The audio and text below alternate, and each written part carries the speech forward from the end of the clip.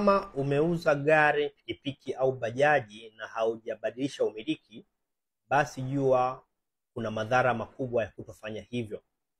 Madhara ya kwanza ni madhara ya kiusalama endapo yule uliyemuuzia akaenda kufanya shughuli za kihalifu au shughuli nyingine ambazo ziko kinyume na kwa mujibu wa sheria. Kwa maana hiyo, zikichukuliwa taarifa za hilo gari, moja kwa moja wewe ndio utakayekamatwa. Lakini madhara ya pili ni kama hicho chombo cha moto kwa maana ya pikipiki, bajaji au gari lilikuwa likitumika kibiashara, basi wewe TRA atazidi kukudai kodi za mapato za hicho chombo cha moto. Kwa hiyo usishangae kwamba umeuza gari yako mwaka 2020, lakini ukienda leo mwaka 2025 TRA unadaiwa kodi ya hiyo pikipiki au bajaji kwa miaka yote mitano ambayo haukubadilisha umiliki.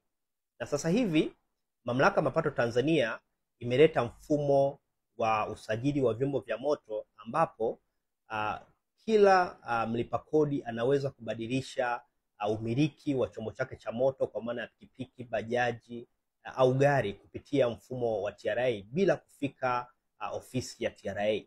Kinachotakiwa ni kwamba utaingia kwa kutumia TIN namba yako na utaweka taarifa za mauziano ya hilo gari kwa maana ya mkataba wa mauziano, kadi ya zamani ya gari, mmiliki ambaye ni mmiliki mpya, na pale pale utalipia gharama stahiki za kubadilisha umiliki na kadi yako itatoka moja kwa moja kwenye mfumo.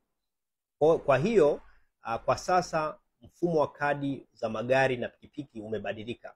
Hatutatumia tena zile blue card za kizamani. Sasa hivi zitatumika kadi maalum ambazo zinatoka kwenye mfumo, na zile kadi zinakuwa zina QR code ambazo ukiziskani zinakupa taarifa moja kwa moja ya chombo hicho cha moto.